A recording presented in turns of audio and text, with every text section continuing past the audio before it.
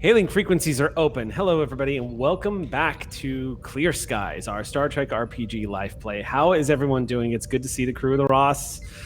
It's only been like a little over a week and a half, and it feels like it's been forever. Woo! It's been a long road. It's been a long road. Bonnie's snort laugh is literally causing the universe to come down around her, and it's hilarious. You know how many y'all have missed by my mic being muted whenever insanity ensues? I know. So, I mean... Look, we've already established that this pandemic is a crime and a horrible thing. There's one. I'm making up for lost time. So it's good to be back, everybody. It's good to be back in our old Federation uniforms. Thank you so much to everyone who tuned in for our very first episode of Blood of the Void. We had a great start off. And of course, thank you so much to everybody who joined us for the Day of Honor, which was a huge success.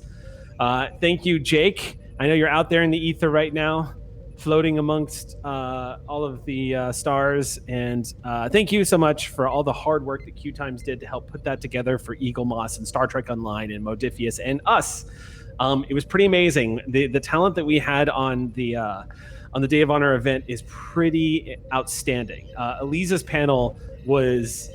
I was just gobsmacked by the level of talent that they had on that one. And of course, watching JG and Robert O'Reilly riff on each other, I mean, there could be those two old guys. Just they are hilarious to watch together. So watching Galron and Martok just banter back and forth is pretty amazing. That is going to be available. Is that, Jake? If I can bug you real quick, is that up on YouTube now, or is that available?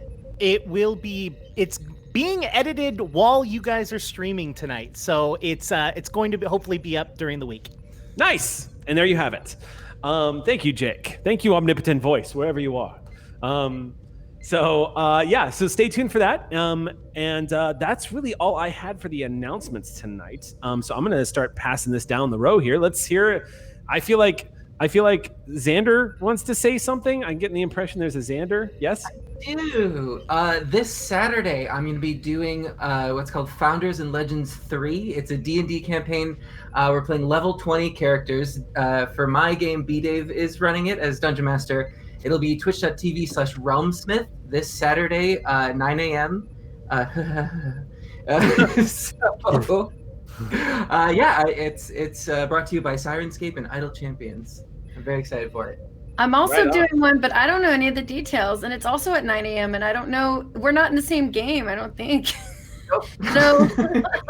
So you'll have to fight over which bar to watch. Great announcement, Bonnie. Yeah, I don't even. I need a planner, and then we have something to announce for San Diego Comic-Con's online stuff as well. But I don't have that either, so keep an eye out for SDCC at home.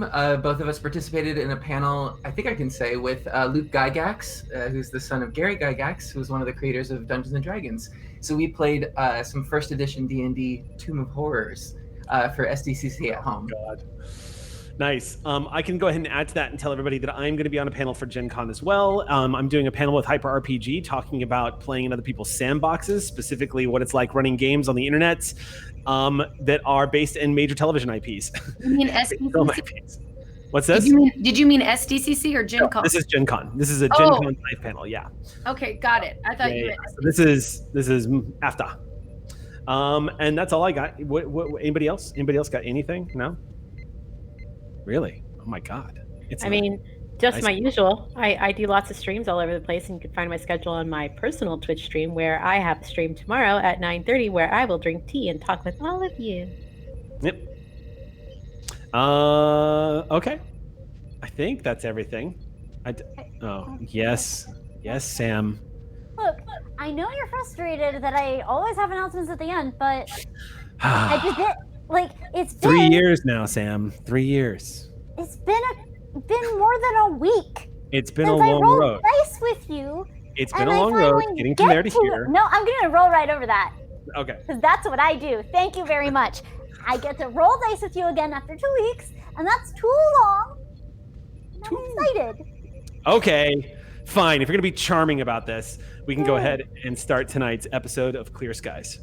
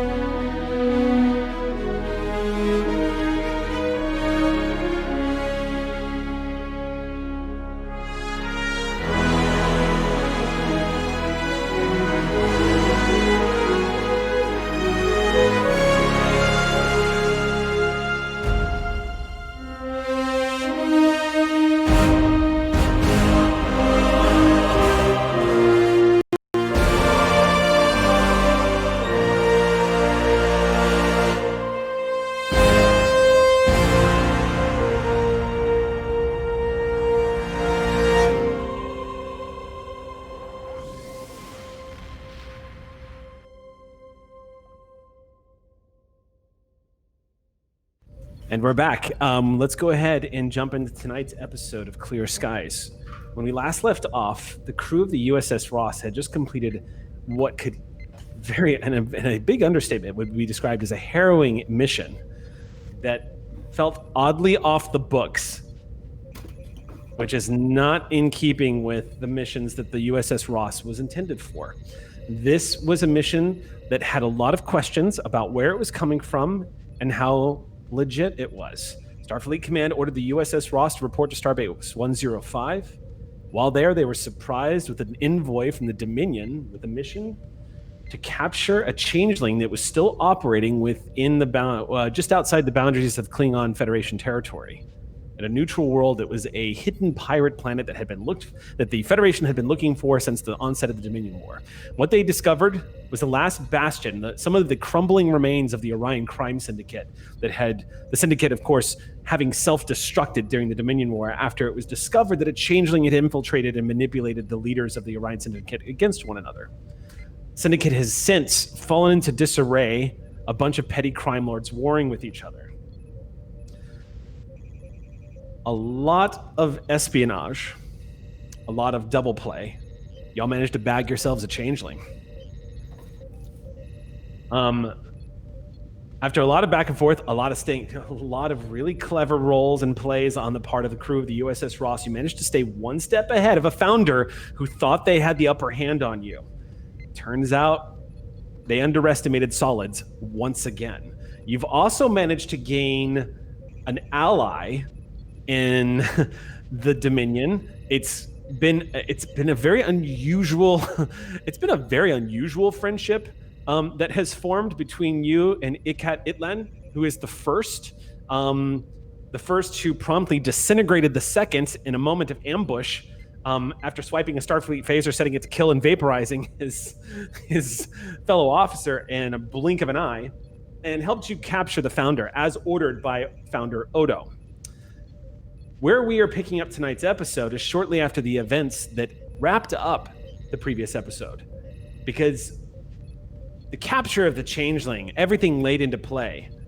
What you discovered by the end of our last episode was that there is a greater threat out there right now, and it finally revealed its face. A Romulan who apparently has been hunting the USS Ross and is aware of Dr. Wellix. Not only is he aware of Dr. Wellix, but he's aware of Dr. Wellix's original Romulan name, Sorex, and is aware that this Romulan agent who has taken on this new identity is based somewhere on the Ross. He threatened to blow the Ross out of the stars, very calmly. Quickly, in a mad dash, you managed to get on board of a shuttle with the changeling in tow and get back onto the USS Ross. And oh boy, did you burn the stars as you warped the hell out of there at warp 9.8, maximum warp, burning down 9 points of power and leaping into warp speed. Interestingly enough, from the moment the shuttle departed the planet to the moment it docked, to the moment the Ross got the hell out of Dodge, there was no sign of this Romulan, the supposed Romulan attacker. There was no appearance. There was just the threat. The Ross jumped to warp with no interference. We begin tonight's game with the USS Ross having just completed docking procedures at Starbase 105. The scene is going to open tonight with both Commander EXEO and Captain Azari-Sul beaming onto the transporter pad of Starbase 105 for a debriefing with Admiral Mestis. You do have currently a Dominion you currently have a Dominion Jem'Hadar soldier in tow with you, who has also been asked to report, along with the Vorta envoy, who has been purple with fury as to how everything went down, and the idea that one of his founders is currently being held in what he has called a jar, but it is in fact a containment unit that you have all constructed, having acquired plans from the Obsidian Order, after some brilliant engineering from Chief Tech and Lieutenant LAKAT. Y'all managed to get that done.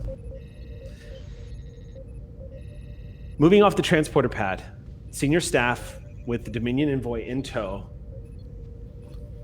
and a security escort leading you all into the Admiral's quarters. You were all being looked at by Starfleet staff who was going about their day. Data pads having conversations, a few laughs here and there as people are kind of joking about their duty shifts. Conversations come to a stop, and to the point where only the overhead loudspeakers can be heard over the starbase of people communicating back and forth. Administration constantly giving shuttle updates, docking procedure updates, typical fare that you hear in a space dock of this busy, that's as busy as this one. But conversations on the promenade come to a dead stop as a Vorta, a Jem'Hadar, and 2 Starfleet senior officers walk through the promenade flanked by Starfleet security, headed straight towards the Admiral's quarters. Entering into the quarters, the Admiral's expecting you, so you're shown directly into the office. You enter, of course, into the Admiral's office. It is, as I described before, you can see the great windows of the space dock reaching from floor to ceiling. This is meant to be a meeting area for the brass as much as it is as an office for this particular admiral. Admiral Mestis, if you remember, is a Saurian admiral. He has been ornery since this whole mission began. He has been angry on behalf of the USS Ross. He has been furious about the supposed the questionable nature in which the orders have been given. As you all enter, you see he has a little bit more of an even tone on his face, and that's not unusual for a Saurian. They're known to express themselves largely through their eyes and their eye dilation. Saurians usually have body posture and their eyes kind of giving away their state of mood. However, the holographic projection transmission of Admiral Nollis Ree that is standing next to his desk captures your attention as well. The Admiral currently being live fed into the office as you all enter. It's kind of a jarring thing to see him standing there, particularly because now that you're back in Federation space, a secure channel is completely viable, and the quality of the transmission coming through subspace is quite brilliant, almost giving Admiral Ree the image of as though he was standing in the room with all of you as you enter. Stepping into the room, the doors close behind you, and the Saurian Admiral raises his hands, these long fingers, and Mestis says, "Wait outside, please." The Starfleet officers stand at attention and then turn. One of them kind of gives you a glance, Captain Sull, almost as if to say, "We're not far," as he steps out of the room. After the doors close, Mestis regards all of you and says, "This is going to be the most unusual debriefing of my career. Please come in, have a seat." He motions to the comfortable-looking sofas that are surrounding, on top of this beautiful, comfortable, carpeted image of the United Federation of Planets insignia on the floor. "Can I have my yeoman bring you anything?" I'm well and prepared to begin. Thank you, Admiral. "I would like to begin." And at that point, the Vorta pushes past you, Captain Sull, all 5 feet of him, and takes the front of this entourage and says, "I protest, Admiral. The Dominion was sent here under good faith that the changeling founder would be delivered safely back to the Dominion under our care, and instead you have imprisoned her." "This is not entirely accurate." Iklan immediately speaks up, and the Vorta whirls on him in a fury and says, "Silence! I will have you executed the moment we return to the Gamma Quadrant." Obediently, the first quiets. The Vorta turns back, and immediately, as he's about to open his mouth, Admiral Nollis Ree speaks up from subspace and says, "Yes, I'm sure you're going to have plenty of opportunity to voice your displeasure, puff up your chest, and impress everyone in the room with the power of the Dominion behind you. But the truth of the matter is, Vorta, is that your founder is in that containment unit, And as of right now, from what I understand from this debrief report from Captain Azuri Sol, you're in no position to puff up your chest. I suggest you sit down and remain quiet while we wrap up our affairs. It will go much smoother that way, and you can get your way back to the Gamma Quadrant. The Vorta glances back at the Jem'Hadar, who doesn't meet his eyes. He looks at you, Captain Sol, and for a moment he just kind of scans the room like he's memorizing everyone's face, like he's building a revenge list. It's this impotent anger you just see just gripping his features. Those lavender eyes burning a hole into the eyes of Admiral Mestis. Mestis looks completely unfazed in a way that a reptilian-based life form only could. It just sits there very comfortably looking at the Vorta. And then, like an angry 5-year-old, sits, plops down on the chair quietly.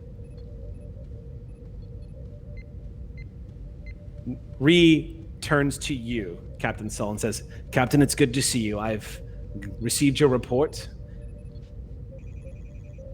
I'd like to hear anything you have to say before we engage in a Starfleet debrief.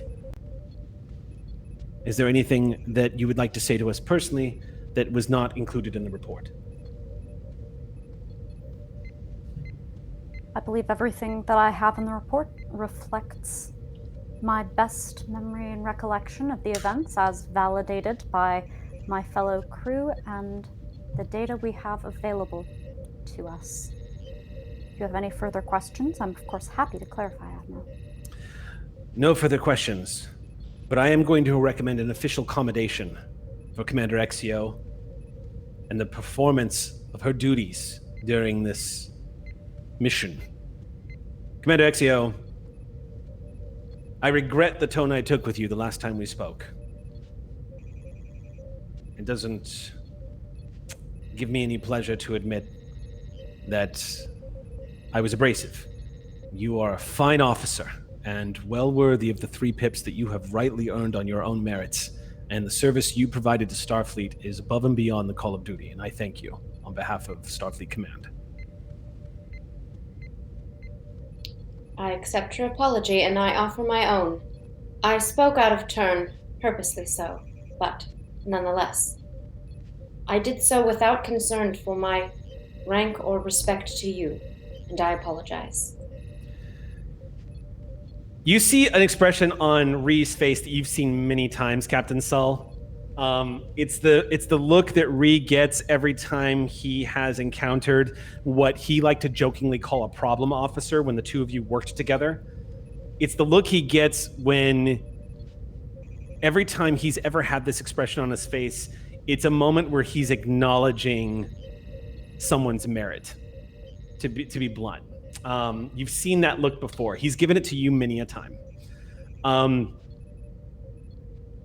He turns then and looks at the Vorta and says, if there is nothing else, your transport back to the Dominion has been arranged, and you and your first are to return immediately under escort. And the Vorta, at that point, you see he kind of glances back and forth, once again, kind of like casting his gaze across the room. And Nadran rises again and says, I believe we arranged an independent transport. Yes, the Ferengi. He has not been seen, and we do not have time to wait for him. Ah.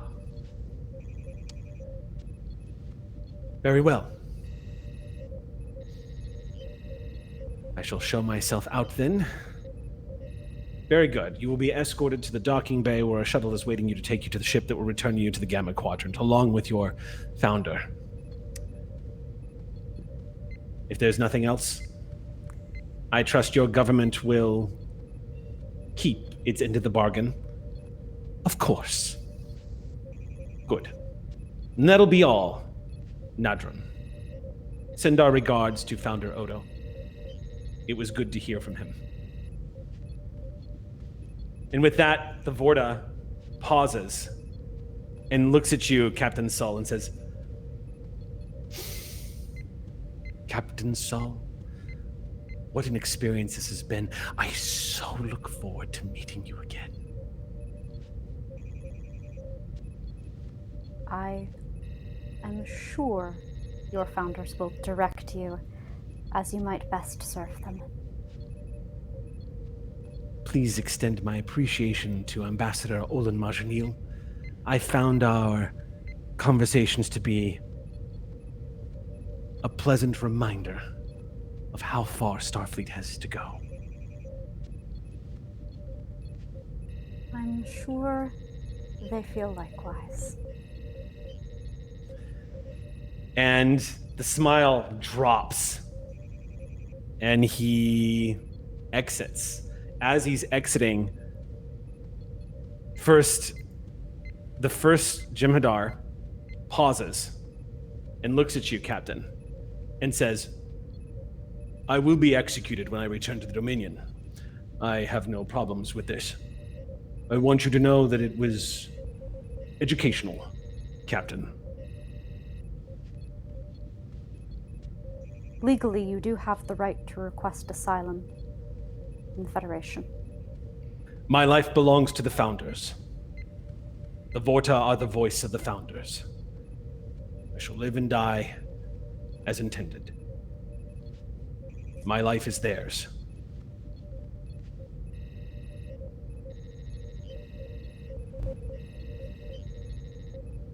It was an honor serving with you.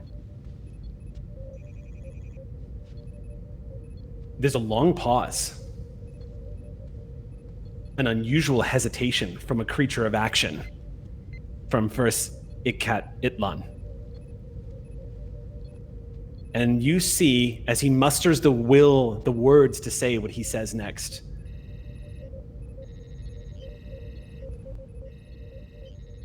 It was a worthy defeat, losing to the Federation.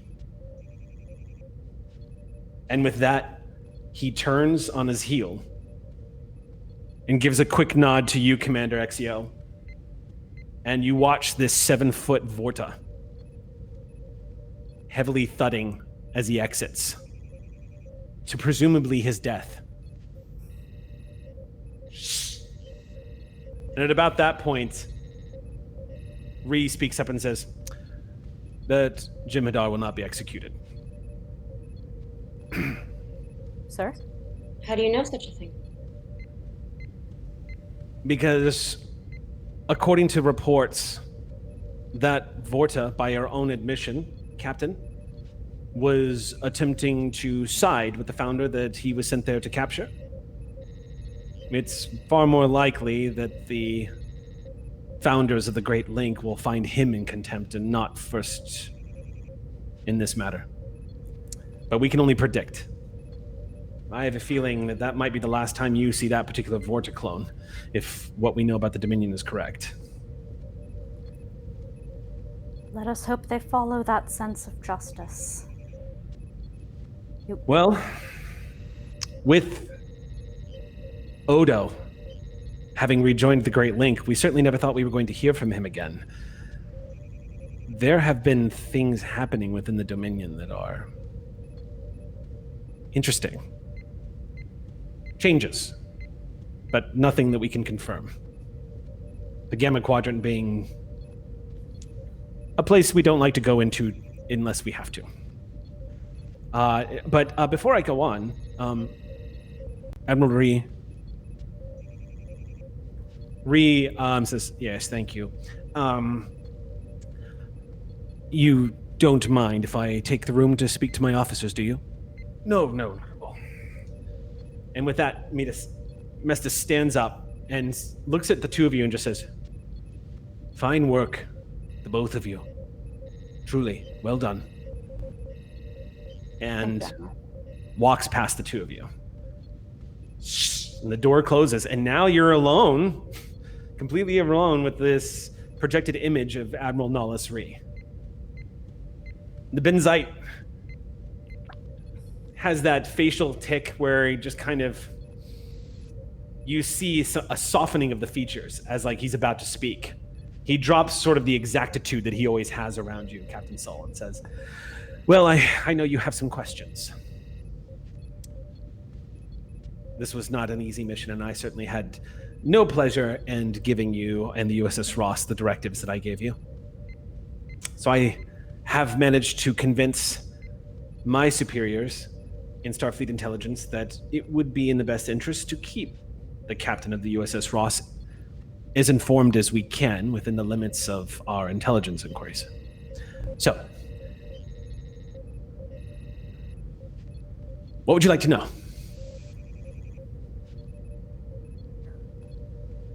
Why send me in without briefing about how blown my cover was? Because, Captain Sol, we didn't know how blown your cover was. To be blunt, Starfleet intelligence is stretched as thin as it has been since the beginning days of the Dominion War. With reconstruction taking place and all of the unrest on the borders of the Romulan neutral zone, Starfleet intelligence deemed the Orion crime syndicate to be a non-problem. It was believed that after the Dominion War that they were in priority at the bottom of that list. I, of course, disagreed with that assessment, but I am overruled. Something has to be lowest priority in intelligence, I suppose. And there is clearly plenty happening. So you thought that the Ross and its crew would have been a particular asset. You didn't send us in with expectation of the liability. I sent you in because you were the greatest asset we had to complete this mission. You knew the infrastructure. You were the most talented intelligence officer I ever had, and this is literally, Captain Sol, the culmination of your year's work bringing down the Orion Syndicate. Not only did I think this was an opportunity for you to complete a mission that I know has eaten you alive since you've had to leave it behind, but it's because you were the best piece on the chessboard for the job.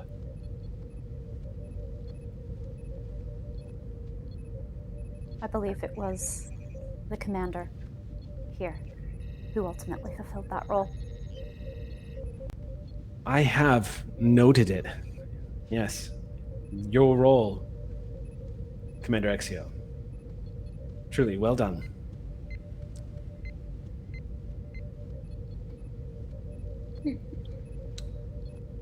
I'm going to bring you in a little bit on some of the things that are developing. Because it's important to me, not only as an admiral in Starfleet who needs the trust of their officers, but in hopes that I can, to be blunt, repair some of the rift that has formed between us since this mission was given. Frankly, I knew this day would come, Azri. You're on the outside now.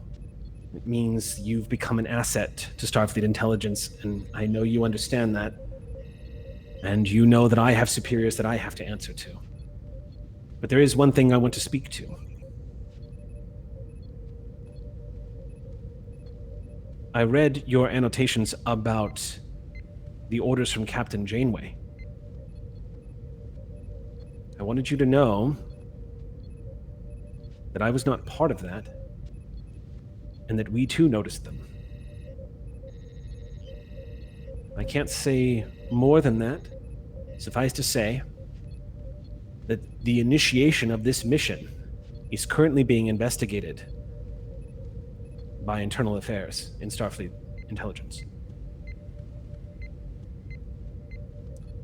Unfortunately, I can't say, even on a secured line, I can't say more than that.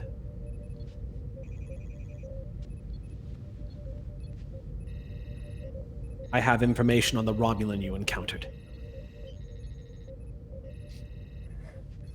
We never saw him again after we went to warp with Mukvar.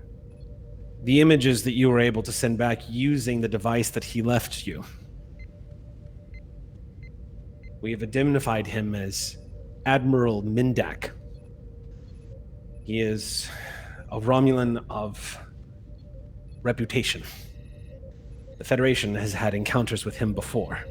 In fact, he is principally responsible for one of the most spectacular embarrassments that Starfleet intelligence has ever experienced. And is one of the principal architects for one of our most disastrous intelligence breaches we've ever had. He has not been... I'm sure you'll forgive me without saying something. At the level of which the deep cover operative that he engaged in. I can send the file to you if you'd like to see it. Please. Under the guise of a Vulcan ambassador, there was a deep cover operative in Starfleet Intelligence and Starfleet Command that spent years gathering data from us. This was just shortly before the Dominion War. Shortly before the second Borg invasion. The damages done to our intelligence community was extraordinary. But we have since recovered. He has not been heard from since, and his rather sudden appearance and high interest in Dr. Wellix is why I have recommended to Starfleet Command that we remove Wellix from the USS Ross immediately and put him into the protection of Starfleet intelligence so that he may live out the rest of his days as comfortable as possible. Sir, I must formally disagree with that recommendation. You see a genuine look of surprise on the Admiral's face. You disagree? I believe... You seemed very against having him on the Ross to begin with. What's changed? I believe he can be an asset, and more so in the field with us. Furthermore, sir, given the circumstances with various internal investigations, I would want to be mindful of where such assets go and with whom. I see.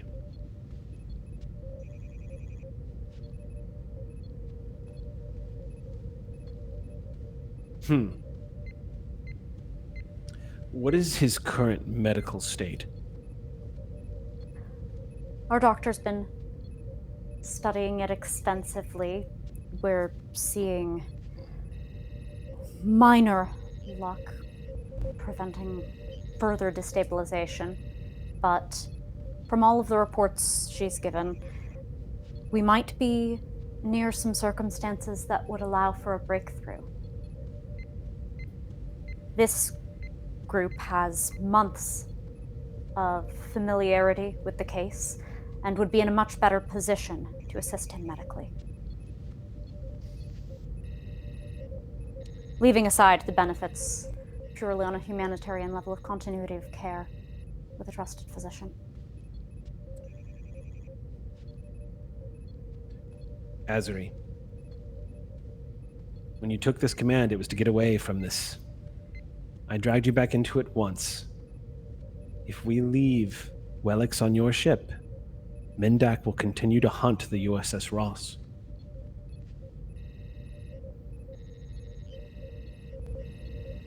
That is an unfortunate consequence of doing my duty as best I see it, sir.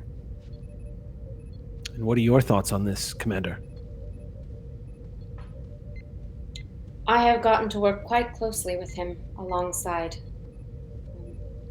our excellent doctor, and I agree with that, with the captain. Incredible strides have been taken, and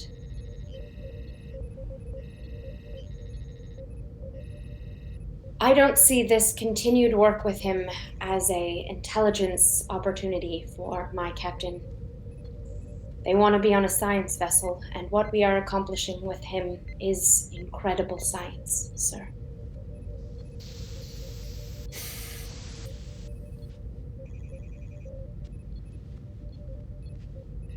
Are you sure about this, Azuri? The blue eyes of Admiral Nollis fall back to you, Captain, and you see genuine concern in his face. He just waits a beat before he picks up the rest of the sentence, saying,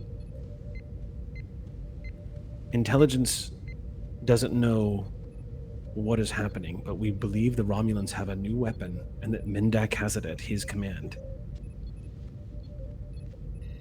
So I need you to know that, and I need you to look me in the eyes and tell me this is what you want. If you say yes, I will pull the necessary strings to keep Wellix where he is."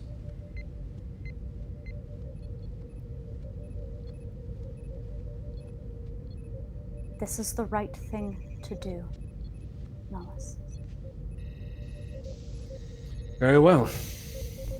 I will make a recommendation to Starfleet Intelligence immediately that it is in our strategic interests to keep Dr. Wellix moving. There is one other issue to bring up. If Admiral Mindak is aware, however possible it is, if he is truly aware that Sorex, or Dr. Wellix as we know him, is alive, you might consider the responsibility of whether or not to tell Dr. Wellix is now on your shoulders. If I remember correctly, the entire purpose of taking on a new identity and hiding was to protect his family. If it is true that elements within the Romulan Star Empire are aware that he is alive, we can only speculate. But I leave that to you, and trust in your judgment, Captain. The USS Ross is going to be ordered to return to the Shackleton Expanse to continue exploration and diplomatic duties as she was intended to. And I have also, barring some other order from up on high, insisted that the USS Ross no longer be considered as an asset for intelligence operations moving forward. As it turns out, Admiral April Ebert has already put in this request, and she is a very angry admiral. I feel comfortable knowing the Ross is serving under her command.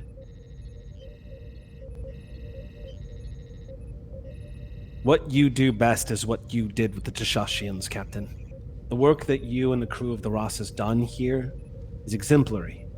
But where you truly shine was bringing our messages of hope and friendship out into the great unexplored Shackleton Expanse, seeking out strange new worlds. It's what Starfleet needs right now more than ever. I just hope the shadow of Admiral Mindak doesn't... Never mind. I am ordering the USS Ross to return to Narendra Station within 2 weeks.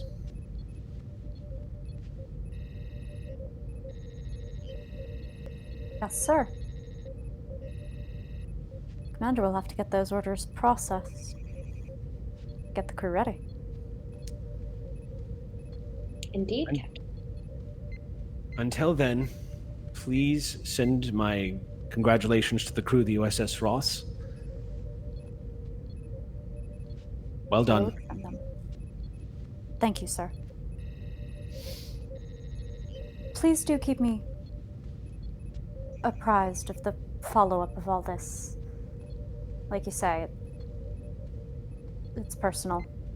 It'd be good to know it was taken care of, and I want to make sure all of those loose ends, like those Dominion weapons the Syndicate had, all of it is addressed and followed up, if not by the Ross.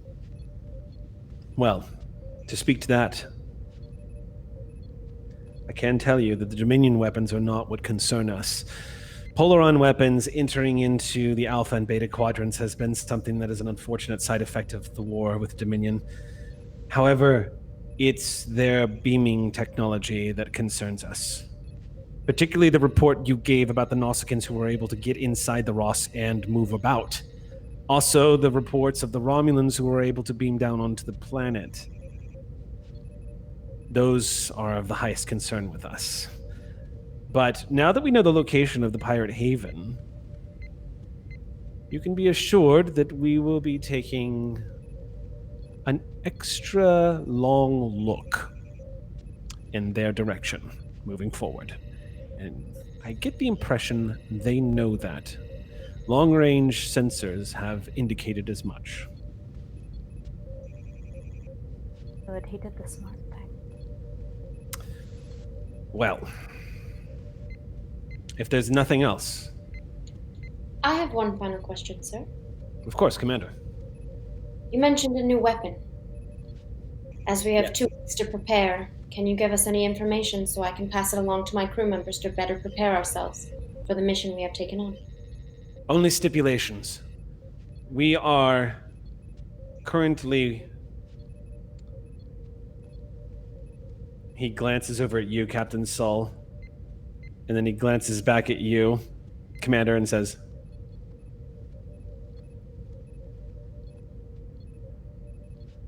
we are currently working in cooperation with Klingon intelligence. There is unrest on the borders of the Romulan Star Empire, as you know. Starfleet intelligence and Klingon intelligence believe that currently there is a high probability of a Romulan civil war. The weapon, we believe, has fallen into the hands that are loyalists to the Imperial Romulan Star. I should put this another way. We believe that there are loyalists to the newly headed Tal Shiar 1 Admiral Sela. And we believe these are the loyalists who are causing a threat. The weapon in question, Commander, we don't know. But we do know that about 6 months ago, a Klingon warship uncovered a plot by Nausicaan raiders to raid the database of a certain starbase within their borders regarding technology that apparently had been thought to have been lost. I can only give you supposition, and I don't want to be an alarmist. I'm only following where my intuitions take me.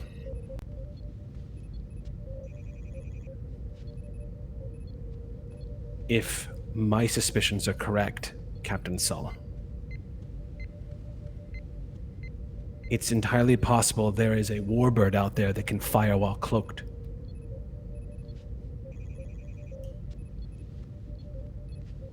What was And it if- that intelligence got in exchange for handing over the changeling? We asked for technology to help us uncover cloaking devices. If that weapon is pointed at the Ross, it is my duty for my crew to ask. The technology is not ready yet, but when we have the ability to implement it, all we know is that if this is true, then it may be a correct assumption that Admiral Mendak is in command of that bird of prey, that warbird that's out there.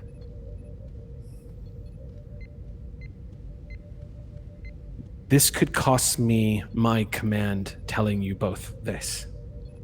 Starfleet intelligence doesn't have confirmation on any of this. This is all supposition right now. But there's too many coincidences falling into place.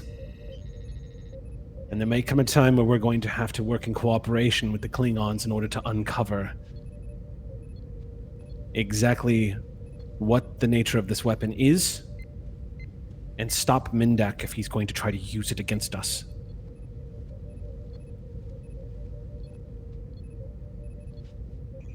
If we have any further sightings, I'll be sure to let you know immediately, sir. Please do. Currently, I have ordered the USS Thunderchild and the USS Johnson, both stationed in the Shackleton Expanse, to report any unusual readings for the very same reason. The USS Thunderchild has not been given specifics as to why, but I have let Captain Navarro know that the Thunderchild is to proceed under high alert until further notice. If you get into a scrap, Sol, Thunderchild is going to be your best bet. Me, sir? But I'm so likable.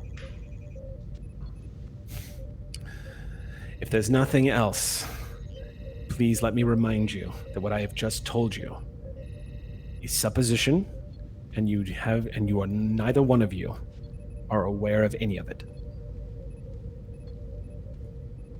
It's a guess, and I never heard it. Understood. Keep me updated on Wellix's condition. Yes, sir. Enjoy your 2 weeks, whatever you choose to do, Captain. You've earned it. Thank you, Admiral. It was good working with you again, Azri. Dismissed. Sir. Sir? The two of you leave the office just as you see Mesta stepping back in the door. He pauses and looks at the two of you and just says, "Enjoy your 2 weeks." A small smile on the scaly face of the Admiral as he steps past the two of you. Thank you, Admiral.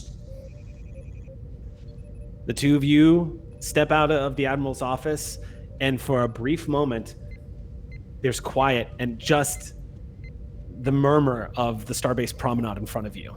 Outside the grand windows to your left, you see the majestic, yesterday massive USS Ross in space dock. Catching the light of a distant star, she sits quietly and calmly waiting for her command staff to return. Well, Commander, we're in terrible danger of shore leave.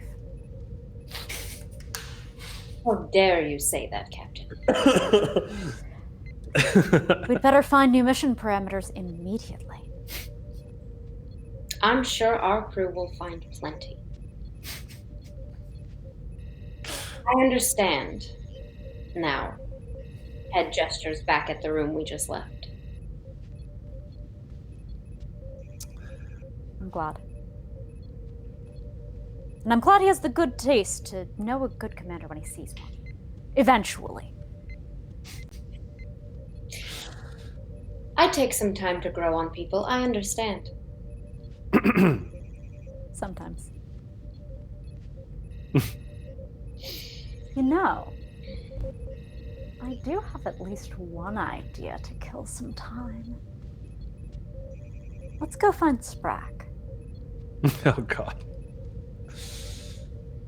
All right. Well, if we could just for a moment, Jake, if you could take us to yellow alert, since the word shore leave was used just now, I think that would be appropriate. Why do you think I'm searching desperately for missions? anything but shore leave. This is the part where we're in Skyrim running around trying to talk to every single villager, hoping to find something to do so that we don't have to do the main quest. And then all of a sudden you're attacked by a dragon. All right. So, I'm guessing a lot of you returned to the USS Ross then. All right. Beaming back aboard the USS Ross, you make your way back to the bridge. Can I ask one question while we're on our way back? Yeah, of course. I just want to know if I've noticed or felt any different hollow presence since the last conversation with Admiral Eber. It's hollow presence. You mean? Do you see any other holographic programs being used? Yeah. Are there more programs running? Are there more holograms in place? Are there? Yes. In fact, as you and Sol are walking through. As you and Sol are walking through the promenade, you see holographic waiters serving drinks on the promenade. of different, each holographic waiter sort of representing a different species, but you see them with smiles serving drinks and setting down replicated glasses and whatnot, and moving about the interior of the cafe. You can see, as you in particular, EXEO, can see the telltale signs of hollow emitters very cleverly hidden all throughout the promenade area.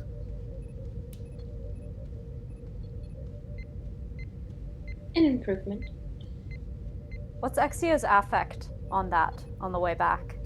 Just out of curiosity. Walking together, studying the person, studying something else. What does Saul see? Well, the reason I'm taking in particular note of it is I am not wearing my ring. So I have had to walk special paths to make sure I'm within range of the emitters. And I've noted, you feel a relief, or you would see relief on less calculating. Oh yeah, I know trying to find the path that avoids the stairs. It's I was going to energy. say, there's an This is like accessibility big thing here. access energy. Exactly that. The eyeballs are scanning and the ease is present. Right. Yes, as you are moving through the promenade area, it is sort of a roundabout way to get back to the transporter room. And it does take you through more populated areas of the station. You are having to maneuver through crowds that are a little off the normal path. These are hollow emitters that, of course, are being used all throughout the station for, like, as I said, the waiters and whatnot, or as sort of the Q&A platforms of, like, where would you like to go on Starbase 105? You are here, kind of like information kiosks that are available as people are moving through. You're sort of stepping through, going through these hollow emitters. But at the same time, your program having been transferred to the station, having been beamed over here and activated on these hollow emitters, it's not quite as smooth, EXEO. What you've noticed is your program being transferred to Starbase 105. It's not as clean because the ring isn't operating with you right now, and because you're not directly connected to your mainframe. So as a result of that, you're actually seeing a flickering effect as EXEO is moving through, as you're walking back to the transporter room. I'm too much to handle. I get it. Yes, essentially. I have you on this crew for a reason. Ree was smiling about problem officers. Well, I got a whole dang crew full of them. It's perfect. So the beaming effect moving back to the USS Ross is very much of a data transfer for EXEO and a beaming process for the captain. As you are all materialized back onto the transporter pad of the USS Ross, the holographic emitters that are stationed all throughout the Ross, which is now, by the way, in this period of Star Trek history, in lore, it has become a standard. They all activate, and you see EXEO essentially sharpen and define, and now looks completely like a normal, living, organic human creature that is just as she's always presented. There's no hint of a holographic photonic technology at work. You see her materialize. And EXEO, it definitely feels like you just put on a shoe that fits as you rematerialize inside the Ross. Yes. Good nap. Once again. Well, should we let everyone know that they have some time off, or should we not scare them? You sure they're up to it right now? Can they handle it? According to my evals, definitely some.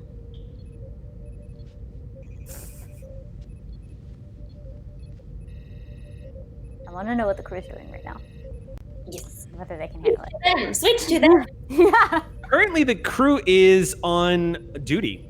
So it has been a quiet, frustrating hour on the USS Ross.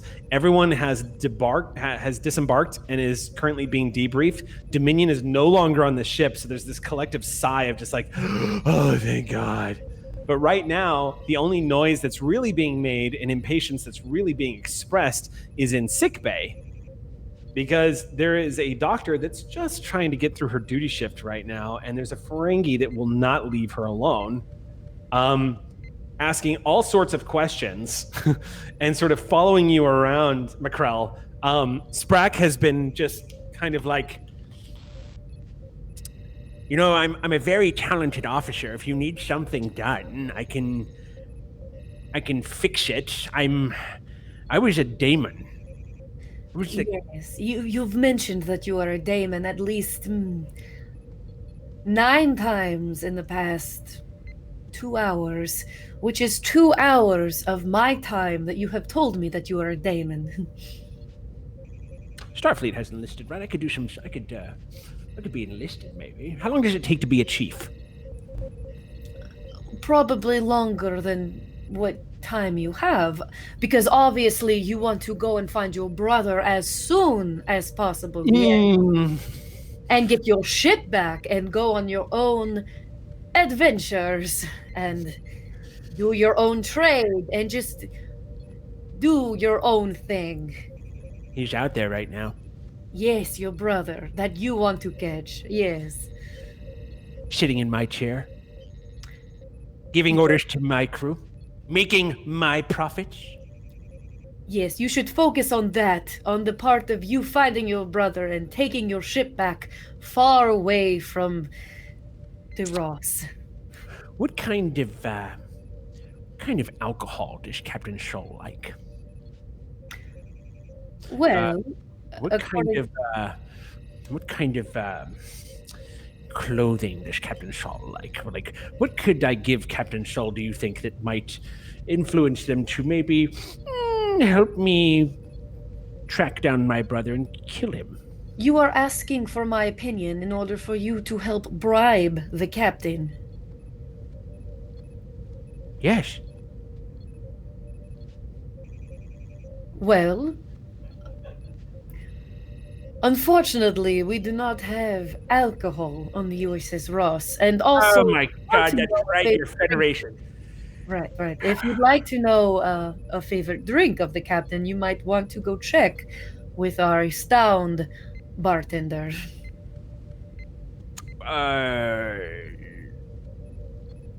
What's their name again?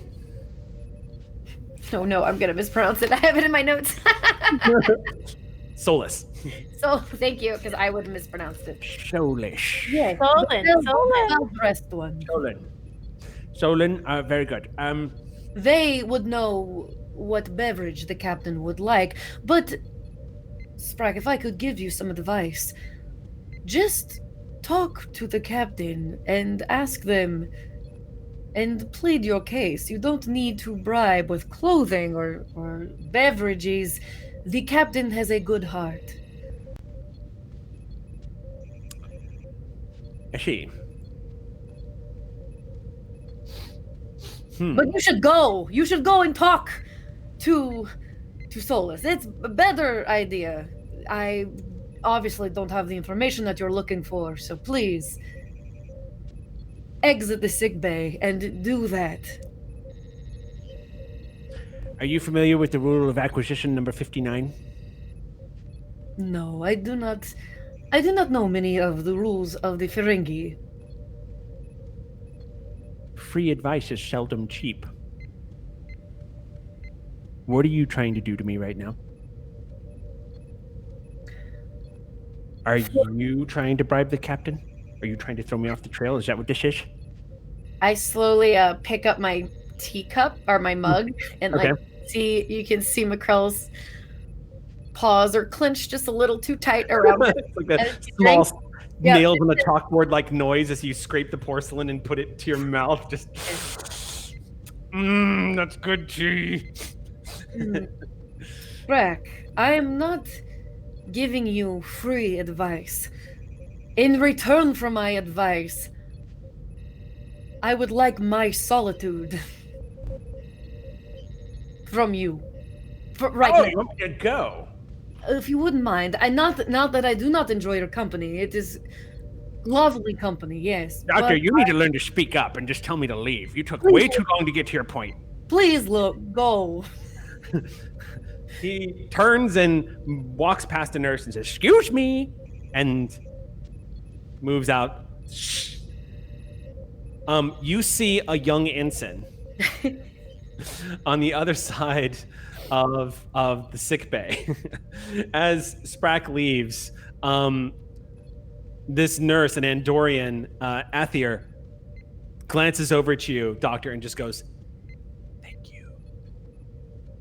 You're welcome. Goes back to his. He goes back to typing on the data pad. I go back to work because I was working. I really was. Yes, you look down at the data pad and you're like, well, that was an hour and a half of my life. I'm not getting back. I lost 2 hours, and that's 2 hours that I need 2 more cups of tea for. So I want to know, what is LAKAT doing right now? Sorry, I was on mute. So we've just fled from how you say, like, at top speed at 9.8 warp, and so I think she is actually just she's really keeping an eye on those sensors, because while really waiting orders to see like what happens next, I think that she wants to know like, I think she's trying to like find that cloak ship and make sure they aren't following them, and if they are, what's going on there. She has like personal stakes in this and is like trying not to like step out of bounds of like jumping the gun or like prematurely like assigning something to herself, but like she wants to make sure that Romulan isn't following them, because she's like, if I was that Romulan, I would be following us and I would be tracking our warp trail. So she's got an eye on sensors right now. That Cardassian blood of yours just like telling you like, no, our enemy's behind us right now. Even a space dock, he's here, he's somewhere. I think I'm leaving right now. Absolutely not. So what you're detecting, LAKAT, as you're just kind of up on the bridge right now, the brightly lit bridge of the USS Ross. In front of you, the view screen is currently showing the comings and goings of Starbase 105. Lots of civilian ships coming through here. Currently, an Excelsior-class starship is moving medical supplies into the neighboring systems. So you're actually seeing one of these older workhorse-style ships from previous generations currently disembarking from Starbase 105. The sensors are not only reading just a bunch of civilian ship and Starfleet ships moving through here, it's also detecting the sensor nets that Starfleet uses throughout its sort of boundaries. Mm-hmm. So you're getting pings across kind of across this sector of space right now, until like reports coming in, checking in with like a sensor buoys that are that are located in the sector. Not difficult to do.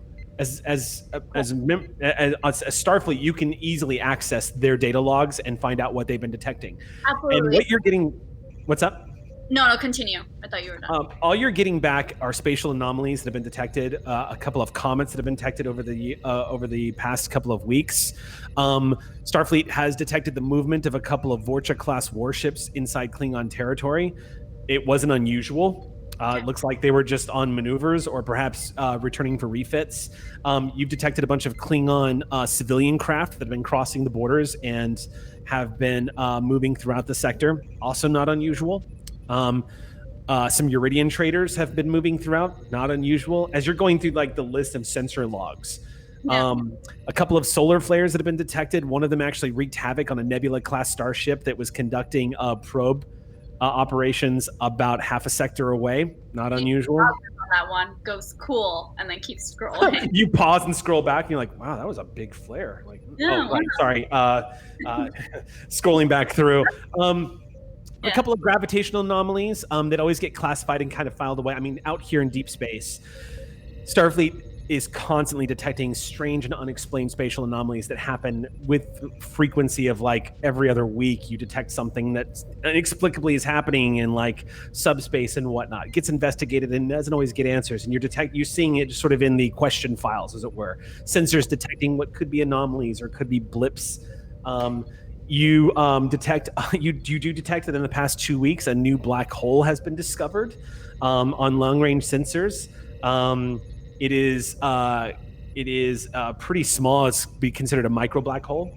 An advisory has gone up for ships passing through that particular sector, and a science team has been dispatched to study it in the next 6 months. Yeah. Yeah, I think that it's so also Cardassian senses are telling me that it would be very stupid for like a Romulan ship to like come across us like right here at Starbase 105. But like, if you'll allow me, what I would like to do is a while ago Jane had set up basically alarms for the patterns that she had shown every like the Romulan ship like uncloaked itself. So she would those alarms and basically like input any new data that she's gotten to like make those better or like upgrade those essentially. So you're trying to basically just sort of revisit the alarms you put on the ROS to see if you can update it with the data that you've got? Correct. Okay. It's enough that it draws the attention of Lieutenant Commander Prawl. Damn. Who leaves his security station and moves down the ramp towards your science station at the front of the bridge. And you feel his presence as he comes to stand next to you. And he just glances down and says, "LAKAT, Commander, do you want any help?" Absolutely. She moves over. You're not mad at me? No, I'm not mad at you. Why would I be mad at you? I don't know. It seems like I'm jumping the gun a little here. I'm a little worried that you might be getting a little obsessed with this, but to be honest, I'd prefer that over complacency. Especially because this guy has been tracking us for a while now. Well, you certainly don't have to worry about me being complacent. I'm surprised. I mean, I'm almost sad that we ran. It feels like a coward's move in so many ways. Because if we had just stayed, we could have faced him and then we have known. I hate the unknowing, and you know this about me already.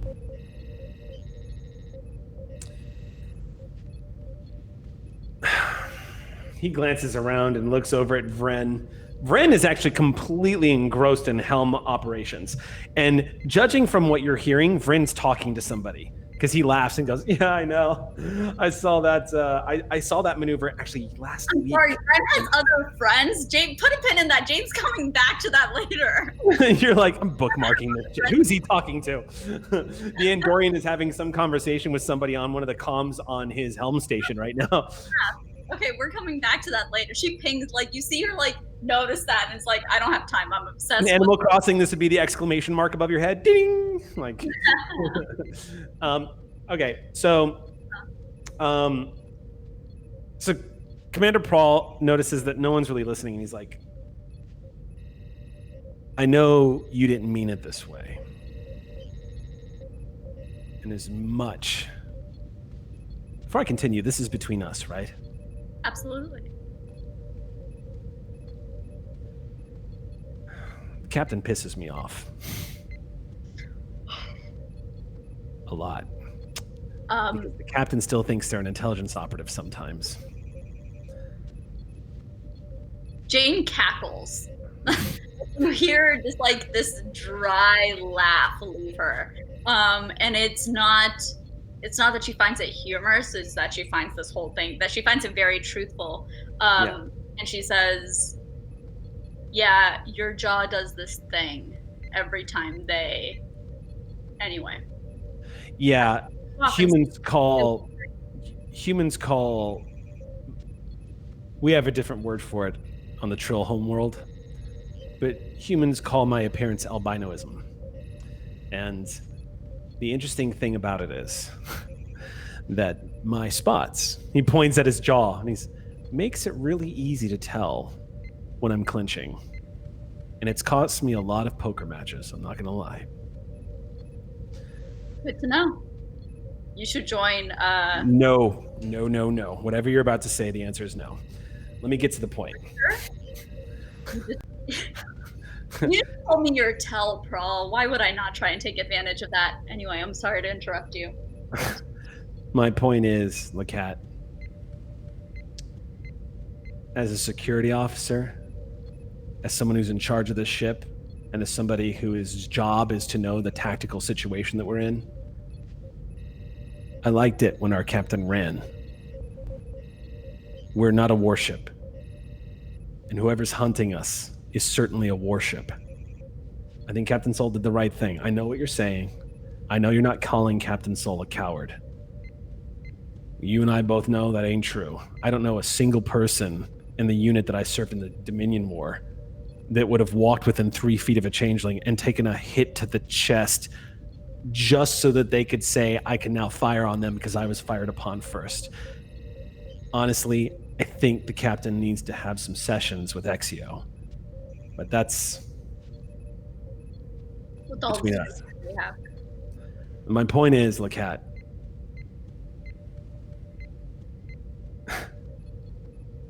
I'm like you. I don't like it when I don't know who my enemy is, and I don't like it when I can't see them. So, whatever you're feeling about us leaving, use that and find him for us. So we can blow that bastard out of the stars the moment he decloaks. The literal second. And she goes back to the sensors. Then he stops and goes, but, in a Starfleet way. I'm gonna pretend I didn't hear that. Yeah. What? He turns and resumes his post at the security station. And at about that point, Vryn goes, yeah, I wasn't talking to anybody. I heard every word you two just said. I want you both to know that right now. You guys are awful at this. Like, I want to play poker with both of you. Oh my god! Wow! Friend! Jane laughs. She, actually genuinely laughs. Ren pulled one over her eyes for the first time. And, game recognizes game. That is the noise that Captain Soul and EXEO are greeted with when the turbolift doors open to the bridge, is the sound of the chimed laughters of Jane LAKAT at the science station at the front of the bridge, which actually causes Prawl to look back kind of curiously as he resumes his station and then says, Captain on the bridge. Everyone immediately stiffens as command staff inches the bridge once more. It's always such a reassurance to know that we're a fun ship, that people are just having a lovely time watching their sensors. It reassures one as a commanding officer. Don't you agree, EXEO? I completely agree, Captain. How's LAKAT right now? How is LAKAT right now? Back at sensors, and you see her shoulders hunched over. Yeah, head down. The kid in class who got caught by the teacher just kind of like... Just head down. Just gonna focus on my sensor logs, sir. Busted. Yeah, smooth. Busted, how refreshing. Laugh. Pleased to report that the ship is still docked, Captain, Vryn says to you from the helm chair. Excellent. Thank you for the status report, Lieutenant. You're welcome, Captain. Anything else happen while I was station-side? There's quiet on the bridge. And at about that point, you notice that the ambassador is actually sitting in the ambassador chair next to the captain's chair in the usual space. As you've moved down the ramp, you notice that Ambassador OLYN MADZHIN-NIL has been sitting there very quietly, just kind of observing all of this happening. Ambassador, it's been a very quiet, past hour or so. Sitting here on the bridge, it's been actually kind of calming to be in the beating heart of the command center of the ship, and nothing's going on. It's been a nice change of pace for the past couple of days.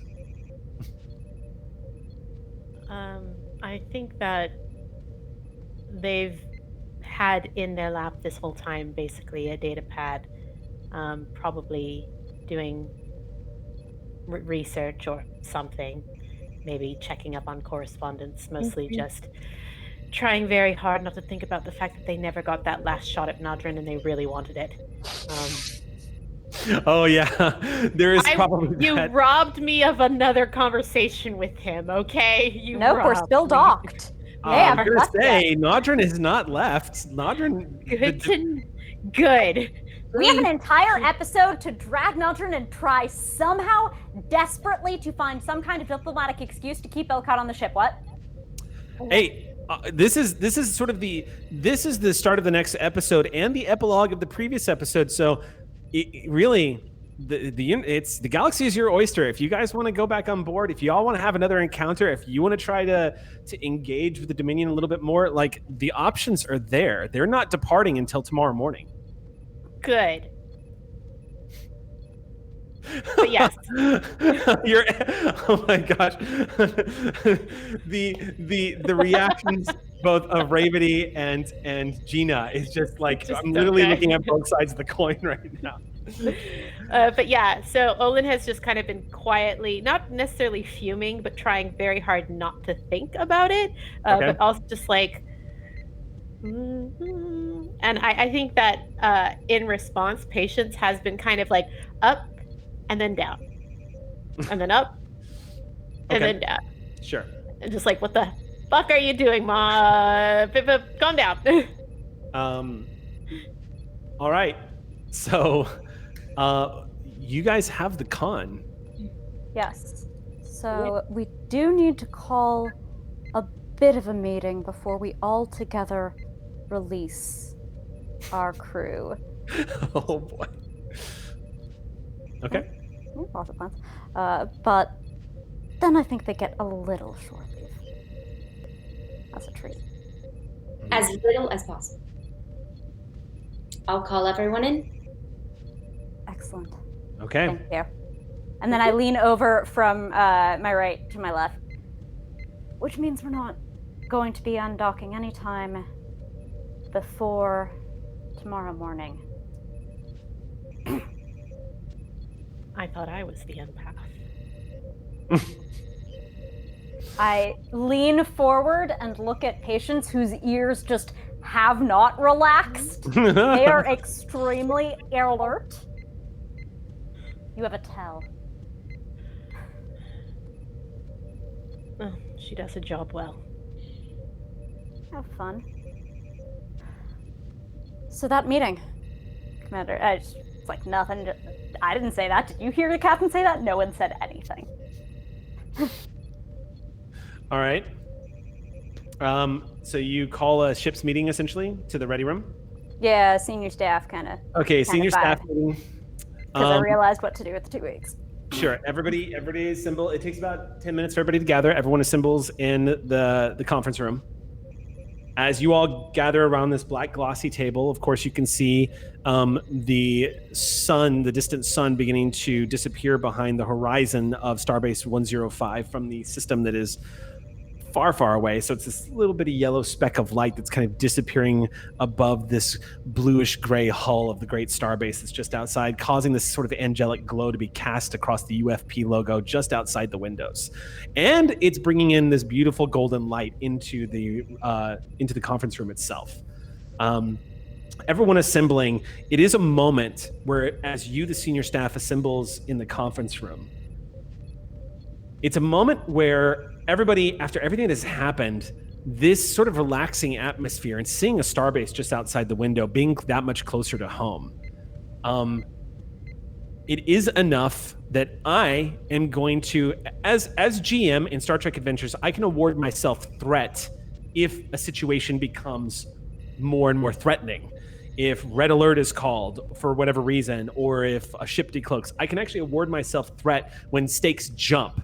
For the same benefits, even though there are plenty of opportunities for players to do this themselves, I'm going to start implementing a new rule where we have moments like this, and there have no been rolls, that in a moment like this, a senior staff is gathering and the scene is set, I'm going to award all of you one momentum. As the party's going to gain a momentum, as you guys kind of have sort of a morale moment, seeing each other gathering around the table and kind of acknowledging that you just completed this mission. And you can exhale. No, Vorta died. Yeah. We were waiting to do that. Still short. Yeah. Yeah. To exhale. That Yeah. is. So one by one, everyone gathers around the table until a silence begins to fall. Chairs are scooted closer to the edge, and people await. Well, people, we are now less multiple Dominion passengers. We are going to retain our current complement of Trill. Our orders will be to return to Narendra Station and to our mission of exploration and diplomacy throughout the Shackleton Expanse in 2 weeks. Now, Vryn doesn't do anything to hide. His reaction just goes. You can hear Tech under his breath just go, "Two." Tech's first line of the episode. now we have options, of course. We could proceed directly to Narendra Station at very, very low warp. We might have to, Captain, as engineering has been working overtime trying to get our power back up. That was quite the drain there. But can I just add, Vryn raises his hand, that was awesome. Very fast. It was Captain. very fast.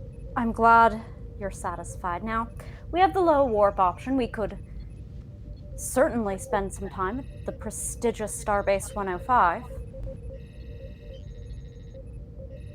But we have almost 2 weeks that we don't fully have to account for ourselves. And a Trill friend for whom we need access to some very particular Romulan equipment. Oh, I thought you were talking about Prawl. Sorry, Prawl. I didn't mean anything. Prawl just looks at him and goes, "You can keep your mouth shut when the captain's talking, Lieutenant." And Vryn just goes, "Yeah," and gets quiet again. So, who's up for a little bit of shore leave? Oh no. Prawl kind of throws a knowing glance at you, LAKAT, like almost as if this proposition is putting the punctuation on what he was saying to you earlier. And he just says, "Yeah, I could use some shore leave, Captain." Captain, so the cat speaks up, and you kind of see her hesitate for a second, which is not something that you usually see Jane do. But you see her straighten up, and she goes, "Captain, what was Starfleet's official stance on the Romulan? That is most definitely following us, or at least tracking us." That they are, in fact, most definitely around. That they were, in all probability, tracking us. And especially given that we're keeping our passenger aboard, we have every reason to expect that they might continue and ultimately confront us. Based on limited intelligence we have, that is not what we want to have happen. Particularly not caught with our pants down. So, constant vigilance, I'm afraid. But 2 weeks of shore leave. Dr. McCrell? Yes, Captain. I know that we just dropped off some of our unwanted guests on our ship. However, we also unexpectedly gained another. I'm not sure if you're aware, although actually, yes, I am sure you are aware that... Everyone on the ship is aware of Yes, them. of Sprack, yes. I have taken it upon myself to help plead his case because as of now I have no choice. Because he will not leave me alone. So, Captain, he is one, seeking asylum, and two, would love assistance in us finding his brother, helping him get his ship back, blah blah blah. However, only if it is convenient. I'm assuming that he is welcome on the ship. Maybe along the way, if we tend to see his ship, it'd be great. Shore leave. That seems like a reasonable compromise. And Dr. McCrell, Yes. you don't have to let him linger there. We already confined him to the civilian sections of the ship for very good reason. Yes, I think he might. There was a moment where I was trying to distract the guards, and it might have given him the wrong idea, Captain. Sometimes I can, I can be too forward or not actually express myself correctly. You Whoops. too forward. Huh. Yes. But I know you are committed to your patient. Yes, so if Captain. our shore leave can help find what we need to help him. Yes, that would be wonderful. As long as Sprite is out of the way, I just wanted to make sure that you were aware of the circumstances and okay with his staying, as long as he's away from me, so I can focus on Dr. Wellix. Thank you. I might be able to help with that. I do believe that he's taken some interest in some of the open spaces in the promenade.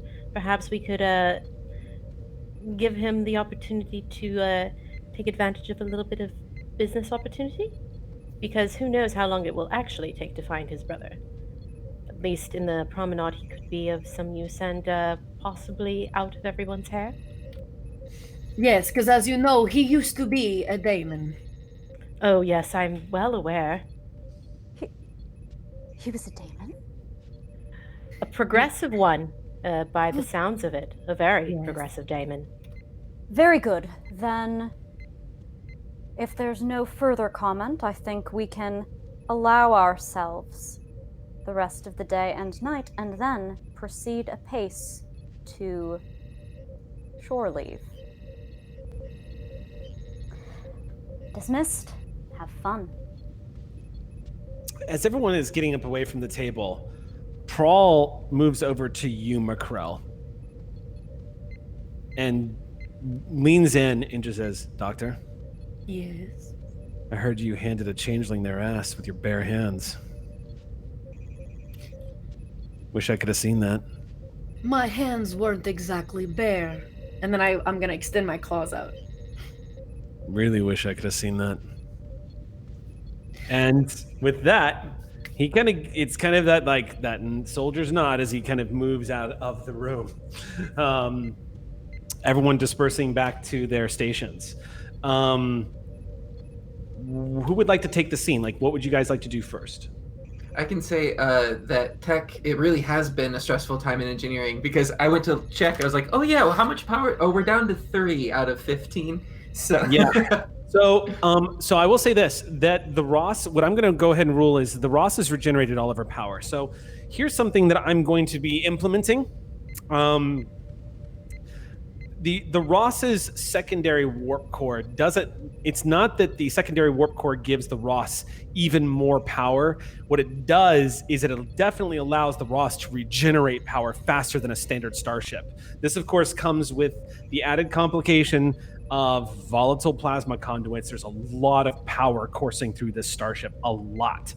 But it also means she regenerates her power base at twice the rate a normal starship does. So moving forward, one of the traits, yes, because I've given the Ross a trait that she will on occasion have breakdowns, Millennium Falcon style. Like, she is an experimental piece of technology, and every now and then her systems go a little haywire because of how much power and plasma is coursing through her systems.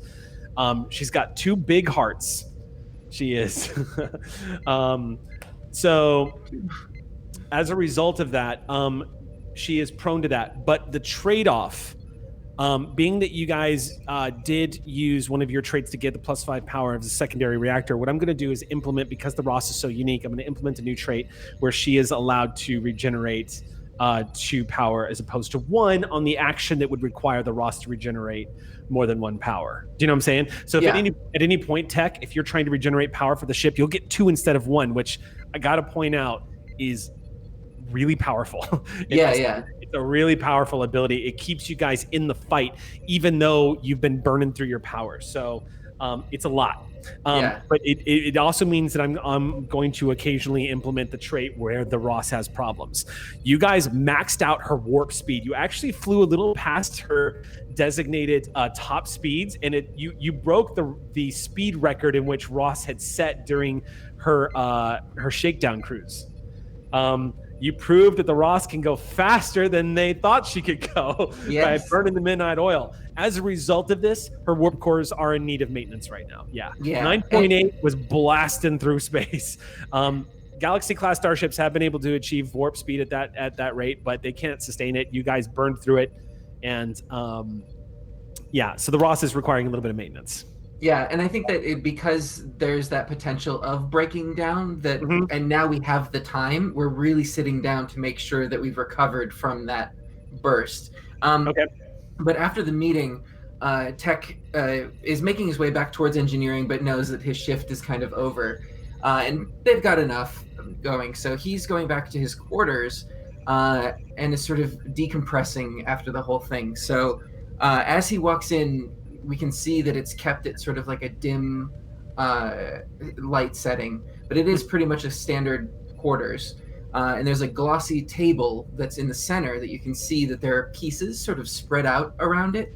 And he walks over to his computer and the replicator combo and sort of replicates a new, smaller piece, and then sits down at the table and tries to sort of assemble things together.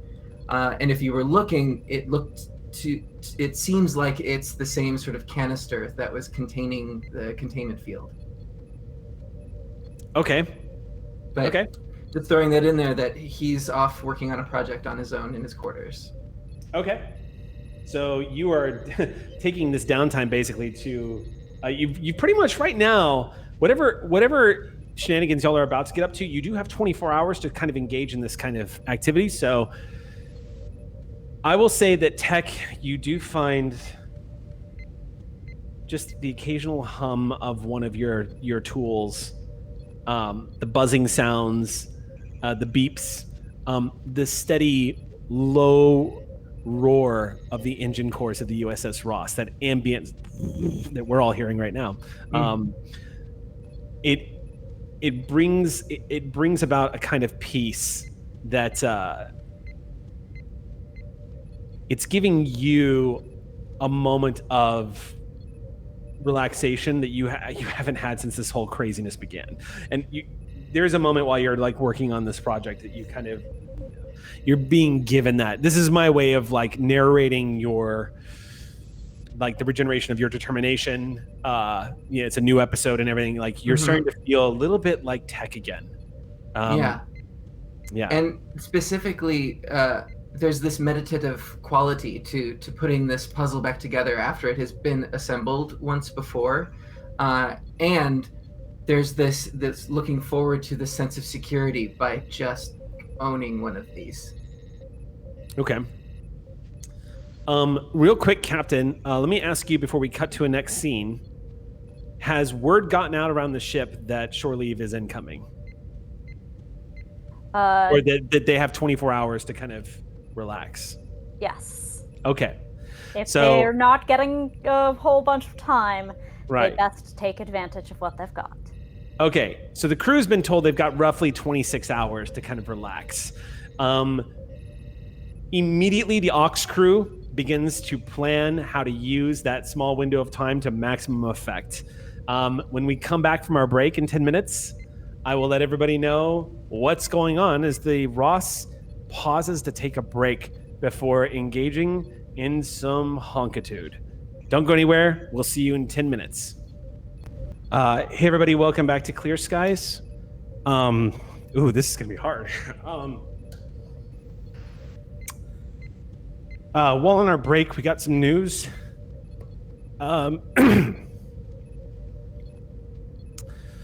We lost somebody tonight in the geek community, and it's hitting us pretty hard. So we're actually gonna call the stream tonight.